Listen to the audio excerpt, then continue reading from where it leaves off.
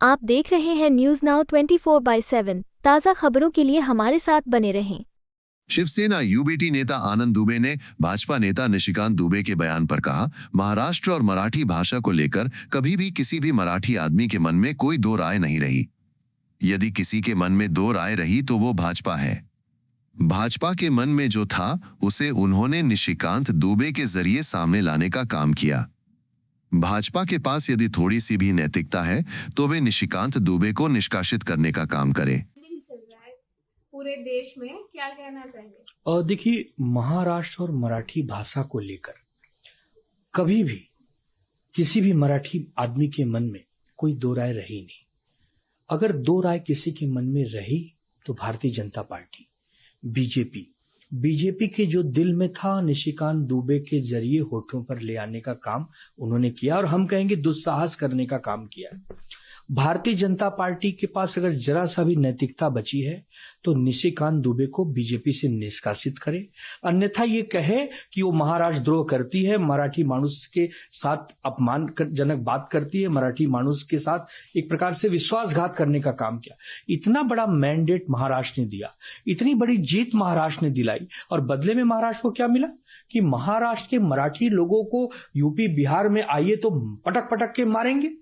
ये कहने का दुस्साहस भारतीय जनता पार्टी खुद न करके और कहलवा रही है निशिकांत दुबे जैसे बड़बोले नेताओं से। निशिकांत दुबे कौन है? उत्तर भारतीयों का मसीहा। निशिकांत दुबे कौन है? बिहारी और झारखंड के लोगों का नायक।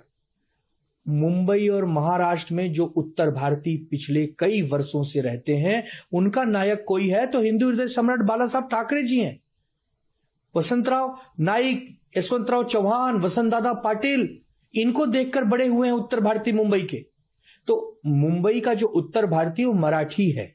हमने पहले भी कहा था, हमारे नेताओं ने भी कहा, और हम फिर कह रहे हैं कि मुंबई में रहने वाला हर भाषा का व्यक्ति सबसे पहले मराठी है, फिर वो अपने गांव का भाषिक है, क्योंकि मुंबई में रहता है, यहां पर रोजी रोटी कमाता है, यहां पर वो काम करता है, यहां रहता है, तो वो सबसे पहले मराठी हो गया। अगर निशिकांत दुबे जैसे लोग यूपी बिहार में बैठ के ऐसी द्वेषपूर्ण बात करेंगे, उसका कितना गलत असर पड़ेगा लोगों की मानसिक स्थिति पर। तो हम यही कहते हैं बीजेपी से कि आपका चाल चरित्र चेहरा आप कब बदलेंगे? इतनी बड़ी जीत, और सबसे बड़ी दुर्भाग्य की बात की अमित शाह, नरेंद्र मोदी जी इस पे कुछ कहने तैयार नहीं। जैसे मुंह पर मुंह दबा के बैठे हैं, होठ सिल गए हैं इनके, ऐसे बाकी विषयों पे बहुत तेज बोलते हैं।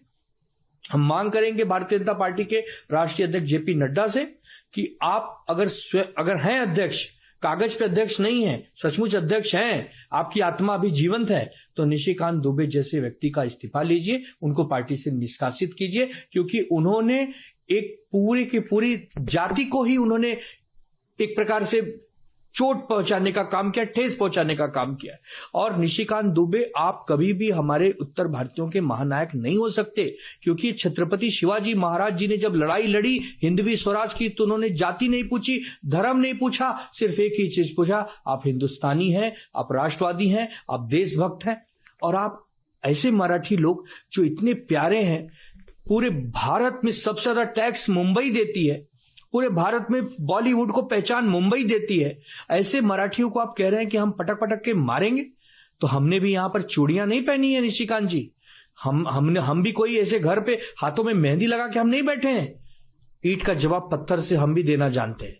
आपको यह वीडियो पसंद आया हो तो इसे लाइक करें, हमारे चैनल को सब्सक्राइब करें।